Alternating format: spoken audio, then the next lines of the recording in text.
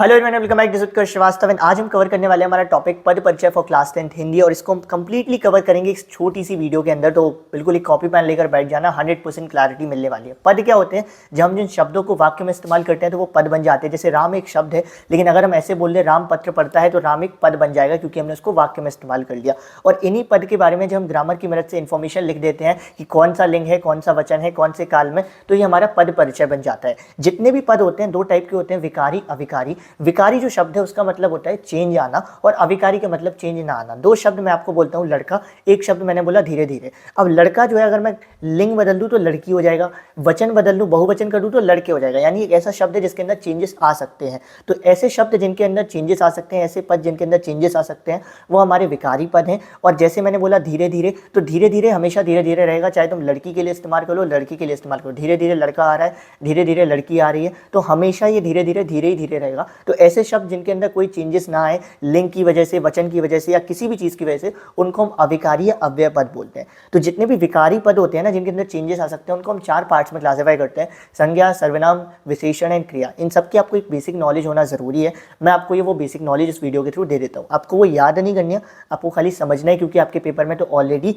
Options में लिखा आने वाला है सब कुछ। तो अगर आप समझ लोगे तो आप वहां पर आंसर कर लोगे, ठीक है। तो संज्ञा क्या होती है? किसी भी नाम को हम संज्ञा बोल देते हैं। संज्ञा मेनली तीन प्रकार की होती है: व्यक्तिवाचक। व्यक्तिवाचक संज्ञा कौन सी है? जब हम पर्टिकुलर किसी चीज के बारे में बात करते हैं तो वहाँ व्यक्तिवाचक संज्ञा है। जैसे मैंने राम पढ़ता है, तो पर्टिकुलरली राम के बारे में बात हो रही है, तो व्यक्तिवाचक है। गंगा नदी पवित्र है, पर्टिकुलरली गंगा के बारे में बात हो रही है, तो व्यक्तिवाचक है। जातिवाचक में क्या होता है? हम एक समूह के बारे में बात करते हैं, कलेक्शन के बारे में बात करते हैं। मैंने बोला नदी बहती है, तो नदी क्या है? कलेक्शन है बहुत सारी नदियों का। एक नदी की बात तो नहीं कर रहा हूँ ना मैं, नदी तो बहुत सारी होती है। मैंने बोला पर्वत ऊंचे होते हैं, तो एक पर्वत की बात नहीं कर रहा हूँ, बहुत सारे पर्वत होते हैं। मैंने बोला पुस्तक रखी हुई है, तो पुस्तक क्या हुआ? पुस्तक तो बहुत सारी होती है, कौन सी पुस्तक रखी हुई है? तो ऐसे में जब हम एक ग्रुप की तरफ इंडिकेट कर रहे होते हैं तो वहां पर कौन सी संज्ञा होती है? जातिवाचक संज्ञा होती है। और तीसरा हमारा भाववाचक। भाववाचक संज्ञा में हम क्या कर रहे होते हैं? इन शब्दों की मदद से हम भाव दिखा रहे होते हैं, सिचुएशन दिखा रहे होते हैं। हम बोलते हैं वह बहुत गरीब है, तो गरीब क्या है? एक तरीके से उसकी अवस्था है, सिचुएशन है, ये भाववाचक संज्ञा है। हमने बोला वह बहुत ईमानदार है, तो ईमानदारी क्या है? उसकी भाववाचक संज्ञा है। मैं छोटा सा आपको एक टास्क देता हूँ। देखो,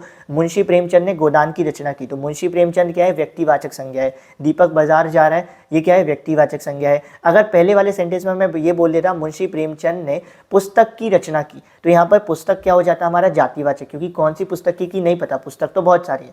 तीसरा है नदी बहती है, नदी क्या है? नदी तो बहुत सारी है, तो जातिवाचक संज्ञा हो गई, ठीक है। अब आता है सर्वनाम। तो संज्ञा के नाम, संज्ञा के स्थान पर हम जिन शब्दों का इस्तेमाल करते हैं वो सर्वनाम है। जैसे मैं बार बार अपना नाम उत्कर्ष उत्कर्ष ना बोलकर उत्कर्ष की जगह मैं इस्तेमाल करने लग जाऊंगा, तो ये मैं क्या है? एक तरीके का सर्वनाम है। और ये सर्वनाम 6 प्रकार के होते हैं। अगर अभी भी आपको सर्वनाम नहीं समझ में आया तो सिंपल सी बात है, मैंने आपको बोला गाय पर निबंध लिखो। आपने पहली लाइन में लिखोगे गाय के 4 पैर होते हैं, दूसरी लाइन में लिखोगे उसकी 2 आंखें होती है, तो दूसरी लाइन में आपने गाय की जगह उसकी कर दिया, तो ये उसकी क्या है? एक सर्वनाम है जो आपने संज्ञा के बदले इस्तेमाल किया, गाय के नाम के बदले इस्तेमाल किया। सर्वनाम के 6 प्रकार होते हैं, बहुत आसान से होते हैं, जिनको आपको याद नहीं करना है, बस आपको ये देख लेना है कि इसमें होता क्या क्या है। पहला होता है पुरुषवाचक सर्वनाम।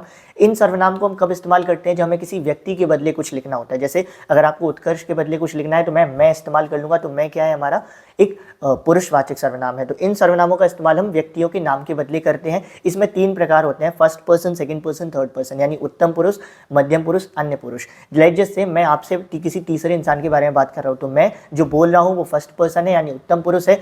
जिससे मैं बात कर रहा हूँ, यानी तुम या आप, वो कौन हो? सेकंड पर्सन हो। और जिसके बारे में बात कर रहा हूँ, जैसे किसी तीसरे के बारे में बात कर रहा हूँ, तो वो कौन है? थर्ड पर्सन है, अदर पर्सन है, ठीक है। तो इसमें क्या होता है? फर्स्ट पर्सन जो उत्तम पुरुष होगा उसके लिए कौन से शब्द इस्तेमाल होंगे? मैं, हम, मेरा, हमने, मुझे, मुझको। तुम्हारे लिए कौन से शब्द इस्तेमाल होंगे? तुम, तू, आपने, आपकी। और किसी तीसरे के लिए हम क्या करते हैं? वो लोग, ये लोग, ऐसे शब्द इस्तेमाल करते हैं। तो ये चीज आपको क्लियर होनी चाहिए। फिर आता है हमारा निश्चयवाचक सर्वनाम, अनिश्चयवाचक सर्वनाम। ये जो 2 सर्वनाम होते हैं, इनसे बेसिकली हमें क्या पता चलता है? किसी भी चीज के पास, दूर, या किसी भी चीज पे किसका क्या हक है, ये पता चलता है। जैसे मैंने बोला यह मेरा पेन है, तो इसमें क्या पता चल रहा है? ये निश्चयवाचक। निश्चय का मतलब 100% कन्फर्म। तो यहाँ पे यह जो मैंने इस्तेमाल किया, यह मेरा पेन है या यह मेरी पुस्तक है, तो ये जो यहाँ पर यह आया है, ये 100% कन्फर्म कर रहा है कि इस पे मेरा हक है, या फिर ये मेरी है। या फिर मैंने बोला वहाँ जो पुस्तक पड़ी है वो मेरी है, तो ये जो वहाँ शब्द आया है ये क्या है? 100% क्लैरिटी दे रहा है कि वहाँ जो पुस्तक पड़ी है वो मेरी है, यानी कि वो क्या है? एक निश्चयवाचक सर्वनाम है। लेकिन फिर मैं बोलूँ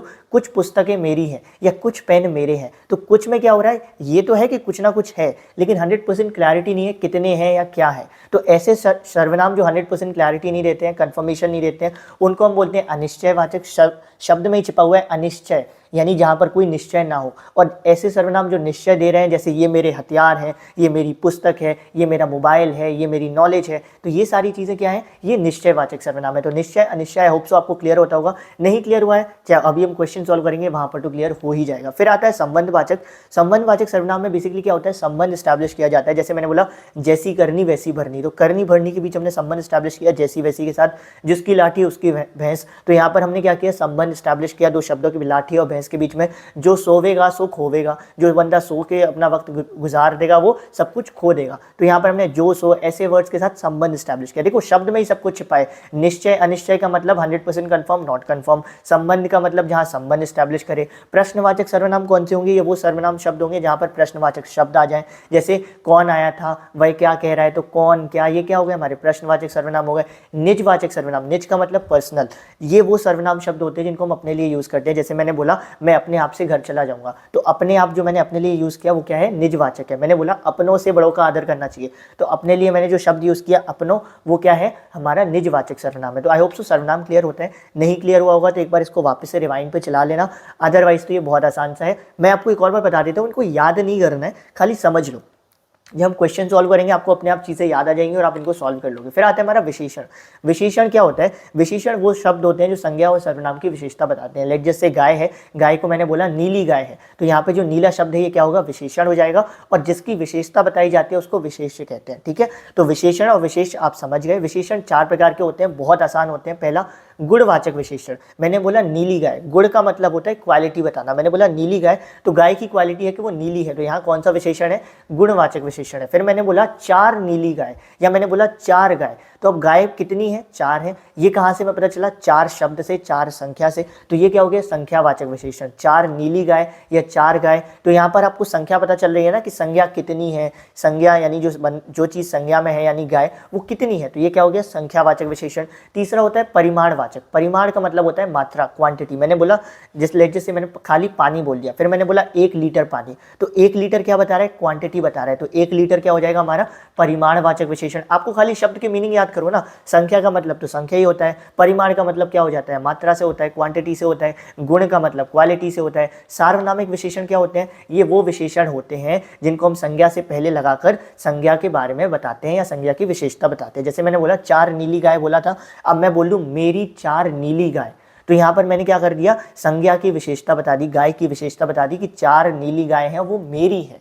तो यहाँ पर ये जो शब्द मेरी है, क्योंकि एक सर्वनाम है, तो ये क्या हो जाएगा, सार्वनामिक विशेषण हो जाएगा। ये चीज़ भी आपको क्लियर हो जाएगी। जैसे मेरी पुस्तक, कोई बालक, किसी का महल, वह लड़का, वह बालक, वह पुस्तक, वह आदमी, ये सब चीज़ें क्या है, सार्वनामिक विशेषण है, क्योंकि ये सब संज्ञा के पहले लगकर संज्ञा की विशेषता बता रही हैं। मेरी गाय, मेरी नीली गाय। अब मैं एक आपको सेंटेंस बोलता हूँ, मेरी 4 नीली गाय। अब गाय क्या है, हमारी संज्ञा है, नीली क्या हो गया, हमारा गुणवाचक विशेषण है, 4 क्या हो गया हमारा, 4 हमारा हो गया कितना, 4 हमारा हो जाएगा संख्यावाचक विशेषण, और मेरी क्या हो जाएगा, सार्वनामिक विशेषण। अगर मैं इसमें ये जोड़ दूं, मेरी 4 नीली गाय 2 लीटर दूध देती हैं, तो 2 लीटर जो यहाँ पर आया वो हमारा हो जाएगा परिमाणवाचक विशेषण, क्योंकि उसमें हमें मात्रा भी पता चल रही है। आई होप ये क्लियर होता होगा। फिर हमारा आता है क्रिया। क्रिया क्या होती है, कहीं पर कोई भी कार्य हो रहा है उसको हम कह देते हैं क्रिया हो रही है। अब क्रिया जब कहीं पर होगी, कोई भी कार्य कहीं पर होगा, तो उसकी टाइम लिमिट भी होगी, या तो वो वर्तमान में हो रहा होगा, या भूतकाल में हुआ होगा, या भविष्य में होगा। तो अगर वो भूतकाल में होता है, जैसे पिछले टाइम में हुआ होता है, तो उसको हम कैसे लिखते हैं, वह दौड़ रहा था। अगर वो वर्तमान में हो रहा है तो उसको हम कैसे लिखते हैं,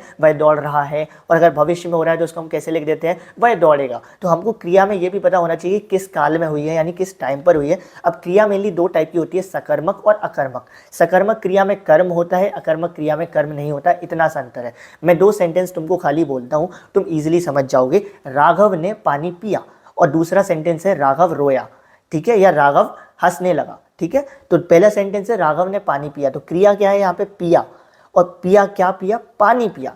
अब ये जो क्रिया हुई उसका डायरेक्ट राघव पे कोई इंपैक्ट नहीं पड़ा, किस पर पड़ा, पानी पर पड़ा, क्योंकि राघव ने पानी पिया। तो पिया जो था इंपैक्ट था, जो क्रिया थी उसका इंपैक्ट किस पर पड़ा, पानी पर पड़ा। वहीं पर दूसरा सेंटेंस था राघव हंस रहा है, तो हंस रहा है ये क्रिया है, और कौन, सीधा सीधा राघव पर इंपैक्ट पड़ रहा है, यानी राघव हंस रहा है। तो ऐसे शब्द या ऐसे वाक्य जहाँ पर क्रिया का, यानी जो काम हो रहा है उसका सीधा इंपैक्ट कर्ता पर पड़े, यानी मेन सब्जेक्ट पर पड़े, जैसे इसमें पड़ा राघव हंस रहा है, उनको हम बोलते हैं कि वहाँ पर कर्म नहीं है, वो अकर्मक क्रिया है। और ऐसे वाक्य जहाँ पर जो क्रिया है उसका सीधा सीधा प्रभाव कर्ता पर ना पड़े, यानी मेन सब्जेक्ट पर ना पड़े। जैसे मैंने बोला था राघव ने पानी पिया, तो पिया का इंपैक्ट किस पे पड़ा, पानी पे पड़ा, राघव पे कुछ नहीं पड़ा। तो ऐसे में हम बोलते हैं कर्म है और यहाँ पर सकर्मक क्रिया होती है। तो सकर्मक अकर्मक जब हम सेंटेंस पे आएंगे आपको और क्लैरिटी मिल जाएगी, ठीक है। जैसे मैंने बोला शीला हस्ती है, तो हस्ती है क्रिया है, तो उसका सीधा सीधा इंपैक्ट शीला पे ही पड़ रहा है, जो मेन सब्जेक्ट है उसी पे पड़ रहा है। मैंने बोला बच्चा रो रहा है, तो रो रहा है क्रिया हो रही है, उसका सीधा इंपैक्ट बच्चे पे पड़ रहा है, तो यानी कि यहाँ पर कर्म नहीं है, तो ये अकर्मक क्रिया है।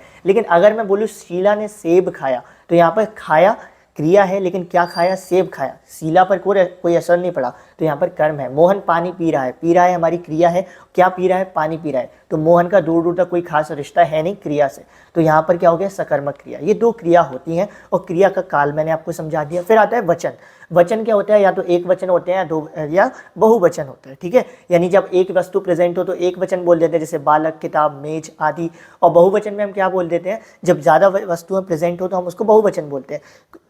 जनरली एक वचन से बहुवचन हम जब हम करते हैं, जैसे बालक को बालकों कर देंगे, किताब को किताबें कर देंगे, तो कोई ना कोई मात्रा एडअप कर देते हैं। अब लेकिन कुछ शब्द ऐसे होते हैं जिनको हम हमेशा ही एक वचन में यूज़ करते हैं, जैसे माल हो गया, जनता हो गया। जनता आपको लगेगा कि बहुवचन है, क्योंकि जनता का मतलब तो बहुत सारे लोग हैं, लेकिन फिर भी जनता को हम एक वचन ही मानते हैं। सामान हो गया, सोना हो गया, सोना वो ज्वेलरी वाला सोना, ये सब हमारे एक वचन है। और कुछ शब्द ऐसे होते हैं जिनको हम हमेशा बहुवचन मानते हैं, जैसे आंसू हो गए, बाल हो गए, प्राण हो गए, दर्शन हो गए, होश हो गए। कभी आप बोलते हो बालों को कटवाने जा रहा हूँ, आप बोलते हो बाल कटवाने जा रहा हूँ, क्योंकि तो बाल अपने आप में क्या है, एक बहुवचन शब्द है, ठीक है। उसके अलावा आता है हमारा लिंग। लिंग जो है, लिंग के बारे में भी बहुत इंपॉर्टेंट होता है। लिंग से हमें पता चलता है कोई भी चीज़ पुरुष जाति की है, स्त्री जाति की है। और लिंग पहचानते कैसे, लिंग के लिए हमें पूरा सेंटेंस पढ़ना होता है। जैसे एक शब्द लिखा हुआ है पुस्तक, तो पुस्तक की क्या लिंग होगी, तो हमको कुछ नहीं पढ़ना है, सेंटेंस पढ़ लेना है कि सेंटेंस में क्या लिखा है। मान लो मैंने लिख दिया मैं पुस्तक पढ़ रहा हूँ, तो यहाँ पर क्या हो रहा है, पढ़ रहा हूँ, यानी कि पढ़ रहा हूँ यानी कि पुल्लिंग होगा, ऑब्वियसली पुरुष होगा। या फिर मैं लिख देता हूँ मैं पुस्तक पढ़ रही हूँ, यानी ऑब्वियसली स्त्रीलिंग होगा, तो पुस्तक हमारा क्या हो गया, स्त्रीलिंग हो गया। तो लिंग क्या है, ये हमें कैसे पता चलता है, ये जनरली हमें क्रिया को देखकर पता चलता है कि क्रिया में क्या हो रहा है। वो होता था ना, हमने पत्थर मारा, अगर दौड़ा तो बकरा, अगर दौड़ी तो बकरी, है ना। अगर वो कोई पानी पी रहा है तो वो पानी क्या हो जाएगा, पुल्लिंग हो जाएगा। और अगर कोई पानी पी रही है तो वो क्या हो जाएगा, स्त्रीलिंग हो जाएगा। बहुत सिंपल है। यानी लिंग हम कैसे पता करते हैं, लिंग हम पता करते हैं जनरली क्रिया को देखकर। अब आपको क्या हो गया, एक बेसिक क्लैरिटी मिल गई इन सब टॉपिक के बारे में। तो अब जब हम क्वेश्चन करेंगे, आप बिलीव मानो आपको बहुत ईजिली समझ आ जाएगा। जैसे उसके बाद हम आते हैं हमारे अविकारी शब्द। अभी हमने देखा विकारी शब्द वो शब्द जो चेंज हो जाते हैं। हम देखेंगे अविकारी शब्द जो चेंज नहीं होते हैं, तो इनमें हम क्या करते हैं, इनमें हम क्या लिखते हैं। तो ऐसे शब्द जो चेंज नहीं होते, लिंग, वचन, काल, इन सब की वजह से उनको हम अविकारी शब्द बोलते हैं। और इन शब्दों के लिए भी कुछ हमने टाइप बना दिए हैं। इन शब्दों के भी हम कुछ टाइप पढ़ते हैं, जैसे क्रिया विशेषण, संबंध बोधक, समुच्चय बोधक, विस्मयादि बोधक तथा निपात, ठीक है। बेसिकली क्रिया विशेषण क्या होता है, ये वो शब्द होते हैं जो क्रिया की विशेषता बताते हैं। मैंने बोला कोई दौड़ रहा है, ठीक है, तो यहाँ पर क्रिया क्या है, दौड़ रहा है, ठीक है। अब मैंने बोल दिया कोई तेज दौड़ रहा है, तो यहाँ पर जो क्रिया थी दौड़ रहा है, उसकी विशेषता क्या हो गई, तेज दौड़ रहा है, तो ये क्या हो गया, हमारा क्रिया विशेषण हो गया। तो धीरे धीरे दौड़ना, तेज तेज दौड़ना, धीरे धीरे उचकना, तो उचकना क्रिया है, अब धीरे धीरे उचक रहा है, ये धीरे धीरे क्या हो गया, हमारा क्रिया विशेषण हो गया। ये वो शब्द है जो क्रिया की ही विशेषता बता रहे हैं। क्रिया विशेषण 4 प्रकार के होते हैं, शब्द से ही आप समझ जाओगे। स्थानवाचक, कालवाचक, परिमाणवाचक, रीतिवाचक। स्थानवाचक बेसिकली मैंने बोला यहाँ दौड़ हो रही है, तो दौड़ हो रही है हमारी क्रिया है, यहाँ पर हो रही है, तो ये क्या हो गया, ये स्थानवाचक हो गया, क्योंकि यहाँ से हमें स्थान पता चल रहा है। फिर मैंने क्या बोला, परसों दौड़ हो रही थी, तो यहाँ पर क्या हो गया, परसों, यानी टाइम का पता चल गया, तो ये कौन सा हो गया, कालवाचक हो गया। मैंने बोल दिया बहुत तेज दौड़ हो रही है, तो ये क्या कौन सा हो गया, परिमाणवाचक हो गया। फिर मैंने बोल दिया रीतिवाचक, वही रीतिवाचक क्या होता है, धीरे धीरे से मेरे दिल में यूँ आना, तो ये क्या हो गया, धीरे धीरे से, प्रोसेस बता रहा है ये कैसे हो रहा है, धीरे धीरे से कोई दिल में आ रहा है, धीरे धीरे से कोई दिल से जा रहा है, तो ये प्रोसेस बता रहा है। तो जहाँ पर प्रोसेस का पता चले, धीरे धीरे से, खूबसूरत, वो कहते हैं खूबसूरती से गेंद लहराती हुई विकेटों को लग गई, तो प्रोसेस पता चली उससे हमें। तो ऐसे में हम क्या बोलते हैं, यहाँ कौन सा है, रीतिवाचक है। रीति का मतलब प्रोसेस, ठीक है। परिमाण का मतलब क्या होता है, परिमाण का मतलब कहीं ना कहीं मात्रा है। काल का मतलब टाइम है। तो ये याद नहीं कर रहे हैं आपको, again I am telling you, खाली समझ लो इन शब्दों का, ठीक है। उसके अलावा और अविकारी शब्द या अव्यय शब्द कौन से होते हैं, जो अविकारी शब्द होते हैं उनको हम अव्यय भी बोलते हैं, ठीक है। तो और अव्यय जो पद हैं उनके क्या प्रकार होते हैं, एक होता है संबंध बोधक। अब जो संबंध बोधक होते हैं ना, इनको हम क्या बोलते हैं, जो संबंध बोधक होते हैं ये एक तरीके से प्रपोजिशन बोलते हैं इनको। प्रपोजिशन इंग्लिश में जो होती थी उससे हमें क्या पता चलता था, जैसे मैं बोलता था प्रपोजिशन में हम बोलते थे under the table, on the table, हमें पता चलता था एक चीज़ का दूसरी चीज़ के साथ रिलेशन, या फिर बोले एक चीज़ दूसरी चीज़ के साथ कैसे रिलेटेड है। तो हिंदी में भी तो वही पता चलेगा, बस लैंग्वेज का ही तो फ़र्क है ना यार, बाकी तो बस पूरी बात सेम ही है। तो संबंध बोधक हमें क्या बताते हैं, संबंध बोधक हमें एक संज्ञा या सर्वनाम का दूसरे संज्ञा या सर्वनाम के साथ क्या बताते हैं, रिलेशन बताते हैं, संबंध बताते हैं। जैसे दो संज्ञा हैं विद्यालय और बगीचा, मैंने बोला विद्यालय के पास बगीचा है, तो यहाँ पर विद्यालय और बगीचा के बीच में हमें रिलेशन कौन बता रहा है, ये जो शब्द है बीच में पास, तो पास क्या हो गया रहा, संबंध बोधक हो गया। मंदिर के सामने फूल खिलते हैं, ठीक है, या फिर मैंने बोला मेरे सामने वाली खिड़की में एक चांद का टुकड़ा रहता है, तो सामने यहाँ पर क्या हो गया हमारा, सामने हमारा हो गया संबंध बोधक हो गया, ठीक है। ये लिख कर मत आ जाना पेपर में कि मेरे सामने वाली खिड़की में ये सब चीज़ें, ये तो मैं समझाने के लिए बोल रहा हूँ, ठीक है। उसके अलावा समुच्चय बोधक होता है। समुच्चय बोधक कौन होते हैं, इनको हम बोलते हैं कंजक्शन। कंजक्शन का क्या काम होता है इंग्लिश में, ये जोड़ने का काम करते हैं, रिश्तों को जोड़ने का काम नहीं, दो अलग अलग वाक्यों का या दो अलग अलग संज्ञाओं को आपस में जोड़ने का। जैसे मैंने बोला सूरज निकला पक्षी बोलने लगे, इनको मैंने जोड़ दिया, सूरज निकला और पक्षी बोलने लगे, तो ये और शब्द है, इसने क्या किया, दो उपवाक्यों को या दो सिंपल सेंटेंस को आपस में जोड़ दिया। तो समुच्चय बोधक जो पद होते हैं वो क्या करते हैं, जो समुच्चय बोधक अव्यय होते हैं ये क्या करते हैं, ये दो या दो से अधिक वाक्यों को आपस में जोड़ने का काम करते हैं। उसके अलावा एक विस्मयादि बोधक होता है। विस्मयादि बोधक बेसिकली ये वो अव्यय होते हैं जिनको हम यूज़ करते हैं जहाँ हमें कोई सडन रिएक्शन दिखाना होता है, जैसे एकदम से आप बहुत खुश हो गए या एकदम से आप बहुत दुखी हो गए, आप आश्चर्य हो गए, तो उस समय पर आप जो चीज़ें बोलोगे वो विस्मयादि बोधक होगी। जैसे आप बोलते हो ना, अरे ये क्या हुआ, ऐसी चीज़ें बोलते हो तो अरे है, ये हमारा क्या है, विस्मयादि बोधक है। या फिर आप बोलते हो वाह क्या खाना है, तो वाह क्या है हमारा, वाह हमारा विस्मयादि बोधक है, ये आपके सडन रिएक्शन को दिखा रहा है। तो अविकारी और विकारी शब्द अब आप समझ गए, अविकारी और विकारी आप अब समझ गए। विकारी पद क्या होते थे, जिनके अंदर चेंजेस आ सकते थे, और अविकारी या अव्यय पद क्या होते थे, जिनके अंदर चेंजेस नहीं आ सकते थे। तो अब आपके पास एक बेसिक नॉलेज हो गई। अब हम थोड़ा सा क्वेश्चन को सॉल्व करके देख लेते हैं, ठीक है। अब पद परिचय टॉपिक में सारी चीज़ों को पढ़ ही लिया है, तो अब एक और कारक को भी पढ़ लेते हैं, क्योंकि इसके बिना पद परिचय के सवाल सॉल्व नहीं होंगे। कारक से हमें बेली ये पता चलता है कि कार्य में क्या हो रहा है या कौन कार्य कर रहा है, या कार्य में किस पर जोर दिया गया है, किस पर प्रभाव पड़ रहा है। अब ये पहचानते कैसे हैं, जनरली अगर सिंपल सेंटेंस आ जाए जैसे राम ने रावण को मारा, तो यहाँ पर आप इजीली पहचान सकते हो कि कार्य कौन कर रहा है, राम कर रहा है। किस पर कार्य का प्रभाव पड़ रहा है, रावण पर प्रभाव पड़ रहा है, क्योंकि उसे मारा जा रहा है। लेकिन अगर थोड़ी कॉम्प्लिकेटेड सेंटेंस आ जाते हैं तो वहाँ पर कारक को पहचानना कि कर्ता है, कर्म है, करण है, संप्रदान है, इनको पहचानना थोड़ा सा मुश्किल हो जाता है। तो इसके लिए हम एक ट्रिक का इस्तेमाल करते हैं, दैट इज कर्ता ने कर्म को करण से, संप्रदान को अपादान से, संबंध का की के अधिकरण में पर संबोधन हे अरे अजी। अब बेसिकली आपको स्टार्टिंग के चार याद रखने हैं, नीचे के जो चार होते हैं वो बहुत कम ही पेपर में आते हैं। अब इनसे आपको पता क्या चलता है, अब इनसे आपको ये पता चल जाता है कि जो सेंटेंस में कारक आया है वो कर्ता कारक है, कर्म कारक है, कर्ण है, संप्रदान है, या कोई और है। जैसे मान लो एक सेंटेंस है राम ने रावण को मारा। अब यहाँ पर मैं आपसे पूछता हूँ राम कौन सा कारक है, तो आप देखोगे राम के बाद क्या आ रहा है, ने आ रहा है, यानी कि इसका मतलब ये कौन सा कारक है, कर्ता कारक है। अगर राम के बाद को आता तो कौन सा कारक हो जाता, राम कर्म कारक हो जाता। अगर राम के बाद से आता तो कौन सा कारक हो जाता, कर्ण कारक हो जाता। तो बेसिकली इस ट्रिक की मदद से हम देख लेते हैं सिंबल को कि जिसके बाद वो सिंबल आ रहा है तो हम कह देते हैं वही वाला कारक है। जैसे हमने पहला सेंटेंस लिया, राम ने रावण को मारा, तो यहाँ पर राम कर्ता कारक है क्योंकि उसके बाद ने आ रहा है। रावण को मारा, तो रावण के बाद को आ रहा है, तो रावण क्या है हमारा, कर्म कारक है। दूसरा सेंटेंस, राम ने रावण को धनुष से मारा, यानी यहाँ पर धनुष कौन सा कारक है, तो धनुष के बाद क्या आ रहा है, से आ रहा है, और से जहाँ आता है वो कौन सा कारक हो जाता है, कर्ण कारक हो जाता है। उसके बाद हम चौथा सेंटेंस उठाते हैं, राम ने रावण को धनुष से बदला लेने के लिए मारा। तो यहाँ पर राम क्या है हमारा, राम ने, तो ये कर्ता कारक, रावण को तो ये कर्म कारक, धनुष से तो ये कर्ण कारक, और बदला लेने के लिए तो के लिए आ रहा है, तो यहाँ कौन सा कारक हो गया, संप्रदान कारक हो गया। उसके बाद एक और सेंटेंस उठा लेते हैं, राम ने रावण को धनुष से सीता हरण का बदला लेने के लिए मारा। तो सीता हरण का, अब यहाँ पे का आ रहा है, तो जहाँ पर का आ जाता है वहाँ पर कौन सा कारक हो जाता है, का की के आ जाए, नानी ने आ जाए, रारी रे आ जाए, तो वहाँ पर वो संबंध कारक हो जाता है। कर्ता कारक से हमें ये पता चलता है कौन काम कर रहा है, कर्म से जिस पर काम का प्रभाव पड़ रहा है, करण कारक जिसके द्वारा क्या हो रहा है, जिसके द्वारा कर्ता काम कर रहा है। जैसे राम ने रावण को धनुष से मारा था, तो धनुष हमारा क्या था, कर्ण कारक था। आई होप सो ये चीज़ क्लियर होगी। जैसे जैसे क्वेश्चन सॉल्व करेंगे आपको चीज़ों में और क्लैरिटी मिलेगी। अब मूव ऑन करते हैं नेक्स्ट टॉपिक पर, दैट इज हमारी क्वेश्चंस। पहला क्वेश्चन आसान से समझते हैं। अब जब पद परिचय के क्वेश्चन हमको सॉल्व करने हैं तो ऑप्शन में हमको सब दिया रहेगा, हमको सिर्फ एलिमिनेशन मेथड लगाना है।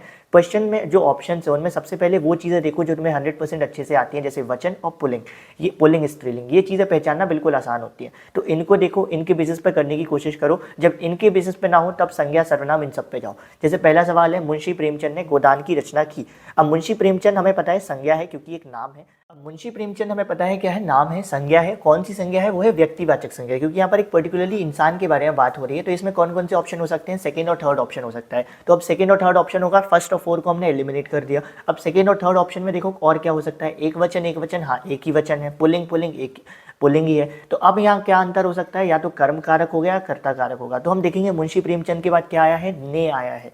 तो ने कहाँ पर आता है, जब कर्ता कारक होता है, कर्ता ने कर्म को। और वैसे भी इस सेंटेंस में तो हमें क्लियरली दिख रहा है ना कि मुंशी प्रेमचंद जी ही काम कर रहे हैं, उन्होंने ही गोदान नाम की किताब की रचना की है। तो यहाँ पर क्या आंसर होगा हमारा, ऑप्शन नंबर 3 व्यक्तिवाचक संज्ञा, एक वचन, पुल्लिंग, कर्ता कारक।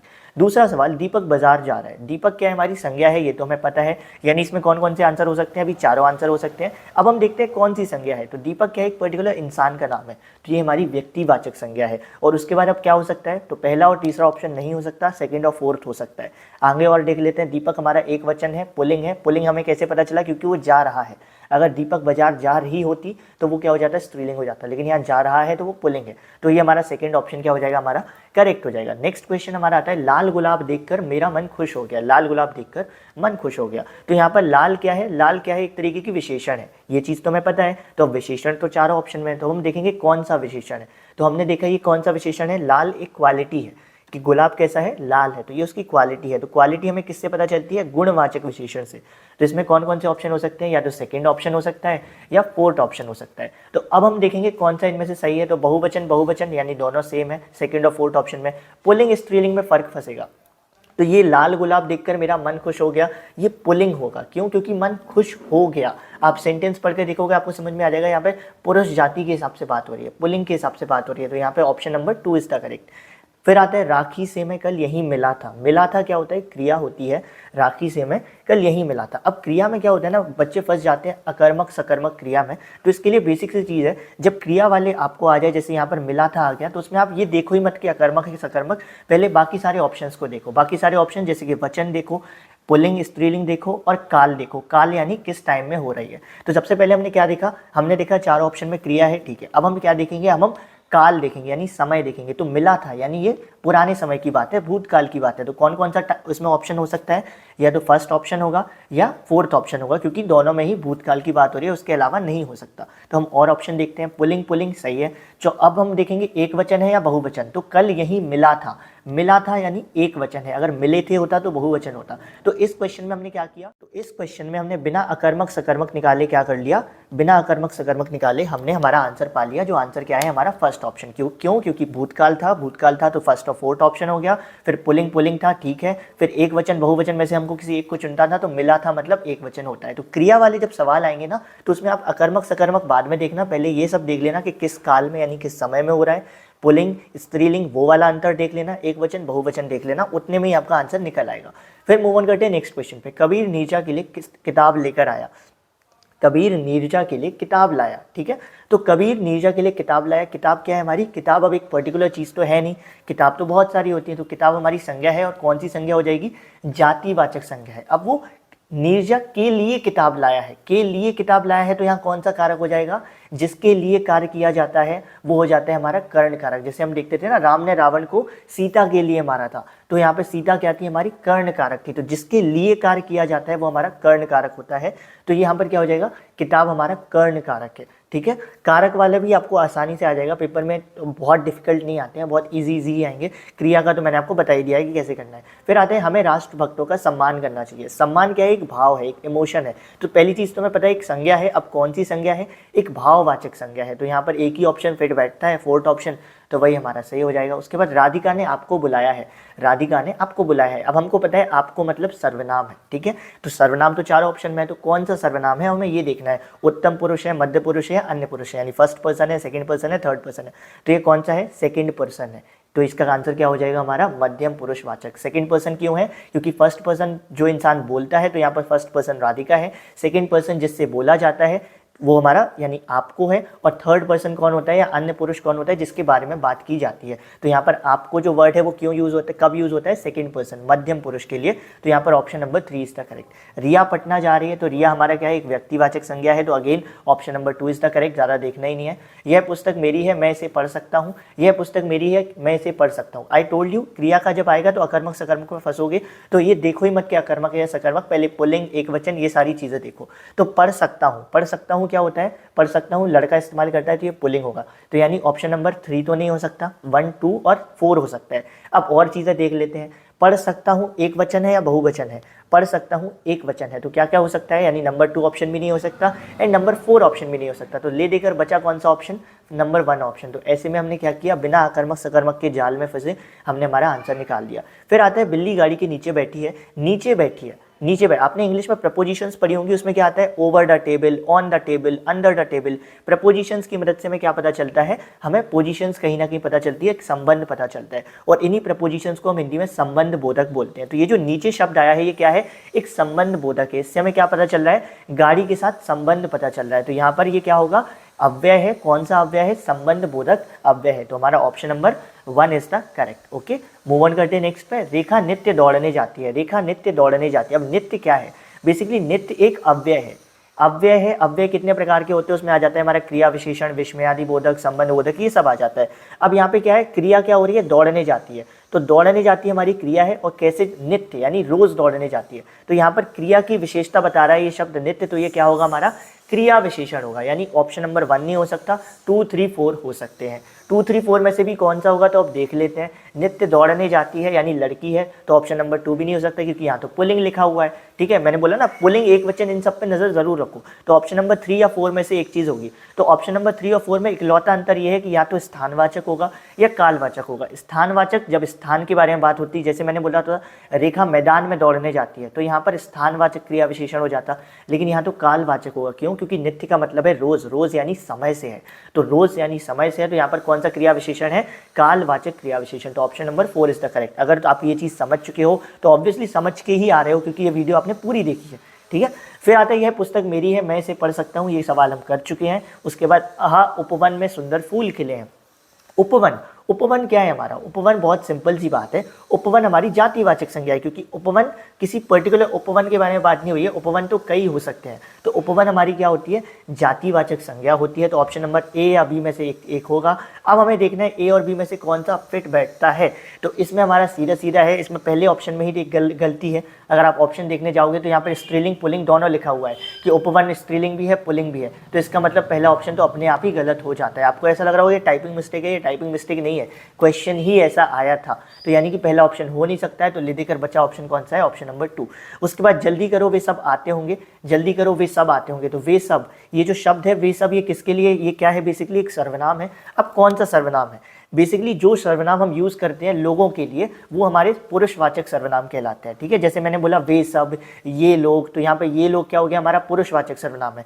तो ये हमारा क्या हो जाएगा, option number A is the correct, पुरुषवाचक सर्वनाम। ओके, और बाकी चीज़ें भी देख लो, इसमें वो भी सही है। वे शब्द का मतलब अन्य पुरुष से है, थर्ड पर्सन ऑब्वियसली। वे सब बहुवचन है, पुल्लिंग है, ऑब्वियसली बिल्कुल सही है। ठीक है, वे बहुत अच्छे लोग हैं, अगेन वे बहुत अच्छे लोग हैं, ये भी क्या चीज़ है, ये भी वही चीज़ है, ये सर्वनाम है। कौन सा सर्वनाम है, पुरुषवाचक सर्वनाम है। और भी क्लियर शब्दों में कहूँ तो थर्ड पर्सन यानी अन्य पुरुषवाचक सर्वनाम है, एक वचन है, यानी option number 3 is the correct.